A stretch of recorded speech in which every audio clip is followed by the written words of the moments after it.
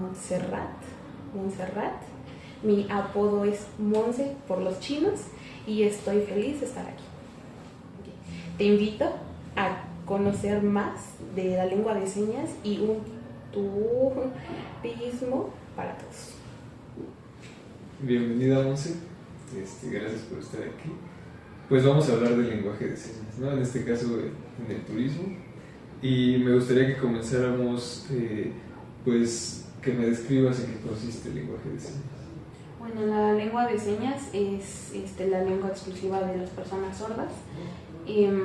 Incluye movimientos corporales, manos, brazos, y pues es la utilización más que nada de las manos, es mucho movimiento manual.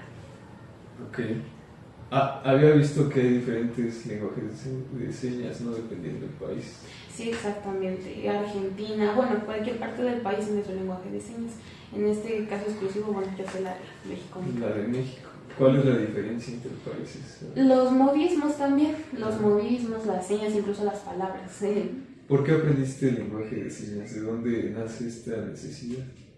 Bueno, la aprendí por motivación propia. Mi mamá es maestra de educación especial, entonces pues al yo tener el contacto con, pues ahora sí con la escuela de mi mamá y sus alumnos, surgió la necesidad de poder aprenderla. Mi mamá tanto por el ámbito de enseñanza y yo pues por únicamente verlo, anotarlo, me nació como que esa motivación de decir, yo también quiero. A lo mejor era la edad de que era muy niña, entonces era como que ver el movimiento de manos, los cuerpos, las gesticulaciones faciales también, era curioso, entonces fue como me motivé a tomar. ¿Dónde aprendiste este lenguaje? Pues con tu mamá. En una institución, realmente, ¿sí? En una institución. Okay. Fui al inicio, yo lo aprendí aquí en Toluca, en el Valle de Toluca. Fue primero en el Rancho La Mora. Se dio ahí con una maestra que se llama Irma Gabriela. No recuerdo sus apellidos, pero es Irma Gabriela. Se dio en el Rancho La Mora para un grupo muy pequeño de maestros, alrededor como de 10 máximo. Entonces, al ver que como no eran muchos, se cambió a las instalaciones del DIF aquí de Toluca. Entonces, ya ahí en el DIF ya fue un poco más formal, ya personal, más maestros se interesaban por la lengua de señas. Entonces, de ahí, de los últimos 2 años, fue que lo aprendí en el DIF de aquí de Toluca. ¿En el DIF fue que está cerca del Hospital del Niño. Ok, muy bien. Justo quería ahondar un poco más en este tema sobre las problemáticas en el acceso a la educación que tú has vivido, has visto. Me gustaría que nos platicaras de eso. Claro, como menciono, pues yo lo aprendí gracias a mi mamá, ¿no? O sea, ese contacto de la necesidad de comunicarse con sus alumnos y yo al mismo tiempo con sus alumnos, porque pues antes yo llegaba a la escuela de mi mamá y me quedaba hasta que salía y nos íbamos juntas a casa. Pero sin embargo las dificultades es que no se oferta mucho, a lo mejor actualmente ya se oferta bastante en escuelas privadas, en cursos en línea y demás, pero antes era así como que era muy exclusivo, así como que era algo nuevo. Entonces, al ser algo nuevo, muchas instalaciones no la tomaban en cuenta. Entonces eran en centros específicos, era con maestros específicos, eran así como actores clave, nada más de que yo sé las lenguas de señas y soy la única en enseñarlo o en impartirlo. Entonces sí fue muy escaso, nada más conozco 2, que es mi maestra que me dio este diplomado y el DIF. Realmente pues al inicio eran esas 2, no teníamos más, ahorita ya hay un poco más de accesibilidad.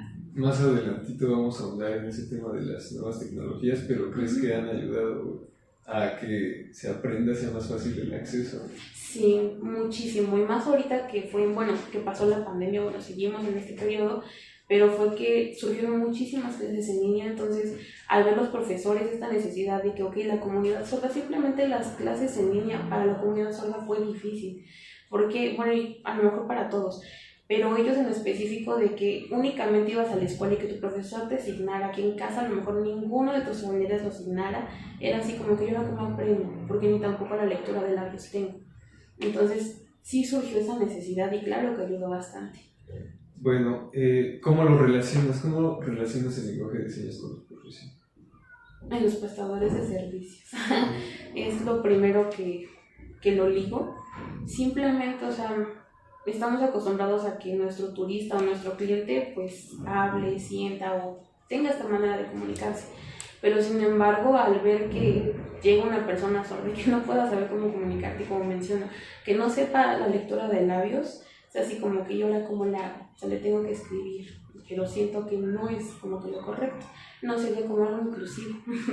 Entonces siento que tú al implementar este lenguaje de señas en tu servicio, aparte de que considero que te hace más competitivo, es más abierto, tienes una gama de mercado que también puedes incluir. ¿Cuál es la importancia de implementarlo? Pues sería de gran importancia, porque al final de cuentas estamos ignorando un sector. Y aunque parezca que a lo mejor no hay mucha gente sorda, claro que la hay, porque en el índice de discapacidad creo que es el 7% a nivel nacional. Entonces sí es bastante. De que no se quiera visibilizar, ya eso ya es muy distinto, pero sí sería de importancia, porque al final de cuentas, pues yo considero que se les está como que no separando, pero sí ignorando hasta cierto. Justo quería, o sea, también hablar de ese tema. ¿Qué políticas o iniciativas crees indispensables para implementar esto? Miren, políticas, sí, como que no. ¿O iniciativas? Iniciativas, sí, simplemente las iniciativas, hay manuales, bueno, de la OMT y de la ONTO, hay manuales para la adaptación de espacios de personas con discapacidad, y eso también es muy curioso, porque si yo implementaría, por ejemplo, una iniciativa sería esa. Si yo quiero abrir un servicio turístico, tendría que basarme en ese manual. En ese manual me dan muchísimas herramientas para adaptar los espacios turísticos a este sector, las personas con discapacidad. Y más ahorita que se está dando todo este tema de turismo para todos, pues exactamente, con mayor razón lo adaptaría. Me gustaría que nos platicaras una experiencia que hayas tenido, cómo te ayudó con las personas que tenían esta discapacidad auditiva. Pues experiencias sí hay bastante. Simplemente en la escuela de mi mamá, la voy a mencionar mucho pues porque es donde la aprendí, donde me desarrollé ahí. Entonces los alumnos simplemente al no poder, como obviamente son personas con discapacidad, claro, te van a entender todo, pero a lo mejor nada más van a captar ciertas cosas también. Entonces era de que les ponían problemas de matemáticas y que no sabían el resultado, que no podían multiplicar. Ya los alumnos me jalaban a una parte y me preguntaban toda lengua de señas, de Monse, ¿cómo lo hago para multiplicar? ¿Cuánto es esto? ¿Está bien? ¿Está mal? Incluso era plática del diario. O sea, ahorita los alumnos de mi mamá que son sordos tienen mi edad, o sea, tenemos entre los 23 y 25 años. Entonces es así como que crecí con ellos, la lengua de señas también creció con ellos, entonces es eso. Ahora, en materia turística también, nosotros viajábamos mucho a la Ciudad de México y era cuestión de que la gente en el metro te preguntaba en lengua de señas, incluso hasta la gente, ¿no? Discriminaba así como que, ay, no sé de qué me estás hablando, o veo que el comportamiento es raro y me alejo. Al contrario, es así como que es una herramienta, es una ayuda. O sea, no te va a hacer nada, solo te está preguntando dónde ir o qué línea tomar. Entonces es más que eso, esa manera de cómo acercarse a la gente. Es más así como una ayuda pequeña sí, más que nada de interpretar y eso. ¿Qué herramientas materiales, tecnológicas en distintos ámbitos consideras que permitirían a estas personas con discapacidad auditiva que se sientan incluidas y a los operadores de servicios turísticos llevarlas a cabo? En tecnologías, pues ahorita ya hay muchos, ¿no? Como traductores o cosas así. Y en herramientas, pues diría que el recurso humano. El recurso humano es muy importante en esta actividad y más que nada designar, porque pues nos basamos en gesticulaciones faciales, en las partes corporales. Entonces, el recurso humano siento que aquí sería mi actor clave. El recurso humano.